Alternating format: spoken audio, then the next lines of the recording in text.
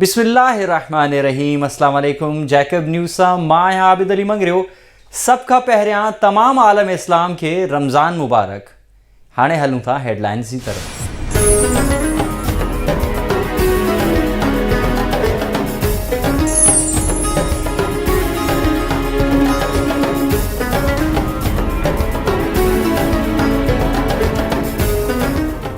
पाकिस्तान में रमज़ानुल मुबारक जो चंड नज़र अची वियो। सुभाणे पहिरियों रोज़ो रखबो। जैकब न्यूज़ जे CEO मोहम्मद असलम गोलो ऐं सथ पारां जैकबाबाद ऐं समूरी सिंध समेत तमाम आलम इस्लाम के भलारे महीने रमज़ानुल मुबारक जूं मुबारकूं। ईंदड़ 15 ॾींहं इंतहाई अहम आहिनि।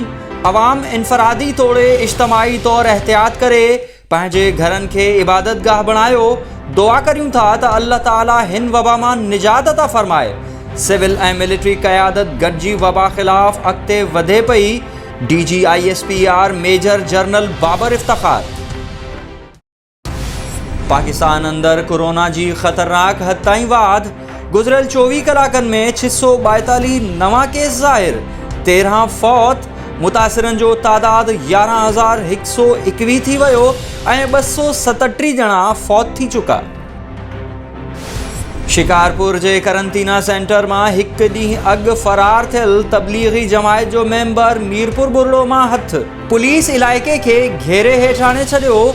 ज़िलई इंतिज़ामिया जो चवणु आहे त कोरोना में वरितल शख़्स ताज़ियत करण लाइ फ़रार थियो, जिन सां मिलियो सभिनी जी टेस्ट थींदी। मुतासिर शख़्स इरशाद बुरलो सखर करंटीना मुंतकिल। ठुल्ह में राशन न मिलण ख़िलाफ़ माज़ूरनि जो प्रेस क्लब आॾो एहतजाज। टायरनि खे बाहियूं। मुख़्तियारकार ठुल्ह ऐं ॿियनि ख़िलाफ़ नारेबाज़ी। लॉकडाउन खे महीनो गुज़री वियो आहे पर असां ताईं सरकारी इमदाद नाहे पहुती। असांजा मासूम ॿारड़ा बुखूं काटे रहिया आहिनि। माज़ूरनि जूं दाहूं। शिकारपुर जे इलाइक़े रुस्तम जे ॻोठ फरीद जतोई में सिंध जे मशहूर मल्ल पहलवान ग़ुलाम सरवर जतोई जे भाउ जे घर मथां पुलिस चढ़ाई ख़िलाफ़ रहवासियुनि जो एहतजाज। पुलिस सेठार बरादरी जी वांगार वहंदे असां ख़िलाफ़ कार्रवायूं पई करे। सेठार बरादरी जो इल्ज़ाम आहे त संदन चोरी थियल मेंह जा पैरा असांजे इलाइक़े में गुम थिया आहिनि। असां फ़ैसिलो ॾियण लाइ तयारु आहियूं पर का नाइंसाफ़ी बर्दाश्त न कबी। ग़ुलाम अकबर जतोई।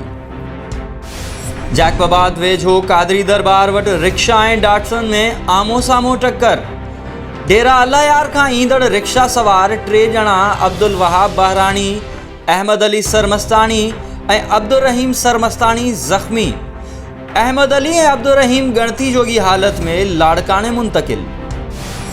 ही हुयूं हिन वक़्त ताईं जूं ख़बरूं। वधीक तफ़सील लाइ विज़िट कयो असांजी वेबसाइट www.jacobnewshd.com ऐं फेसबुक ते फॉलो कयो। ॾिसंदा रहो जैकब न्यूज़, ख़बर खां हक़ीक़त ताईं।